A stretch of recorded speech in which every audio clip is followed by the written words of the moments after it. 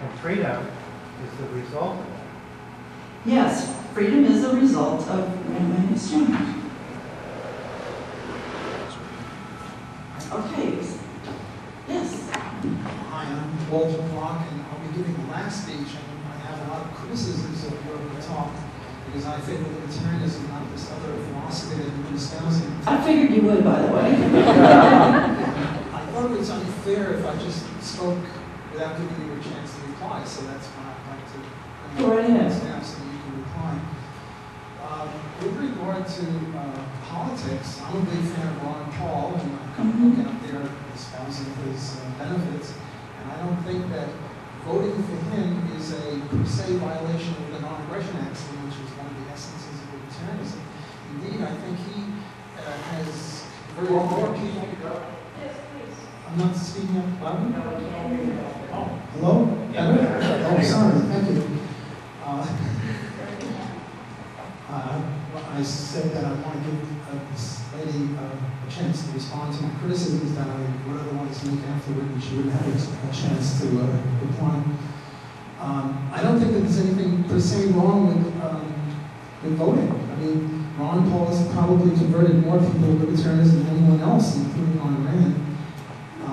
It's interesting that when he was in the South Carolina debate, he talked about the golden rule and he got booed, but I'm not that big of a fan of the golden rule because, let's say I'm a masochist, I like being punched. So now I can punch you? I mean, that's silly. It's a violation of the libertarian axiom. And this thing about freedom, it sort of violates voluntary slavery. My child is going to die from dread disease, and it'll cost $5 million to cure him. And this man over here, Winston, has long wanted me to be his slave, and he's very rich, and he gives me the $5 million, and I give it to my son's doctors, and I save my son's life. And now I'm a slave, and I've got no more freedom. So my idea is that if you own freedom, and I think you do, then you have a right to sell it. But once you sell it, you're no longer free. So freedom isn't the key. The key, I think, is non-aggression. And also with religion, I don't think religion is per se a violation of the non-aggression axiom. I believe in God. I happen to be an atheist, but I believe in God. And that's not equivalent to initiating violence against anyone else. And I agree with you that government is evil, but it's a per se evil because they necessarily create violence, but religion doesn't. So these are three of the issues that I think that we disagree on, and I'd like to hear your response. Well, first of all, religion has created more violence throughout the ages than just about anything else. I mean, what were the Crusades all about and everything? But to answer your question in its entirety would actually take an entire course, and that's why V50 was created. And that's one of the reasons for the book, because it does answer your question. Now, there's nothing wrong with you know, if you want to go to the polls and vote for somebody, and I do think of everybody out there to vote for the United States, Ron Paul is the lesser of the evils.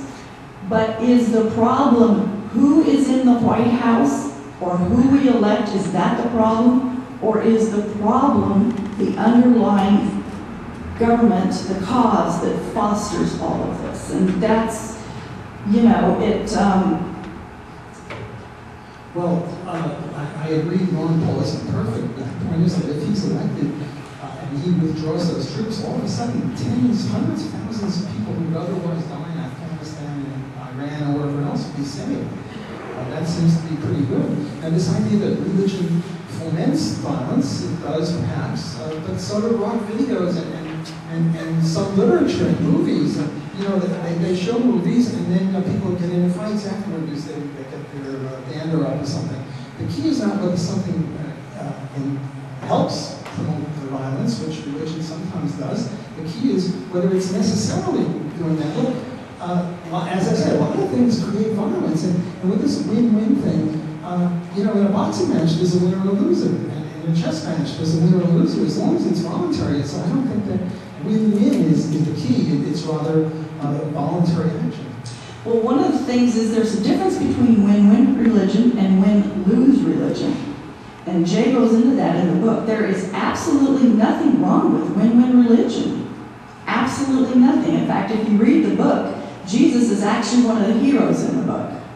Well, I think there are other people behind this. So, well, I think we need to, are we ready for lunch yet? Well, I'm happy to let you discuss if you want to, but those people who want to, some people might want to start going out for lunch actually. And they can come back to Hold have. them for 5 more minutes. Sorry? Just hold them for 5 more minutes. The questions might be nice. Sure. Yeah, 5 more. Okay. Then we'll all go at the same time. This is what we're all here for, right? Not for food. Holding everyone that's kind of intimidating. I had a question about religion. We have these two major issues facing civilization. We have organized government, we have religion, and I think we should have some delicacy dealing with one of the most dangerous things in the world, which is religion. So my question is, why are we even using the word religion for the golden rule? When it seems to me the golden rule is sort of logical and rational. I know what pain feels like, and I know that I'm a human being, you're a human being, and you must have the same things I do. It seems to be like a logical train of thought, and I don't think. My question is, why are we even referencing religion at all, given what the absolute dangerous thing is? Well, because, I mean, you really need to read the book to get the answer to that question. The main causes, as I said in the beginning, of the problems are the government and religion. And those are the main problems. Now, to my knowledge, there is such a thing as a win-win government, and that's what V50 was all about, and there's no time to go into it now. And there is definitely such a thing as win-win religion. So the golden rule is part of win-win religion. I just don't see how it's really religious. I think that it could be established pretty logically. Well, mostly because it's in the religious documents that have been handed down for ages, for millennia. It is a religious rule, as far as I know. But it could be accepted by atheists Yeah. as well. But just because it's a religious rule doesn't mean it's not good.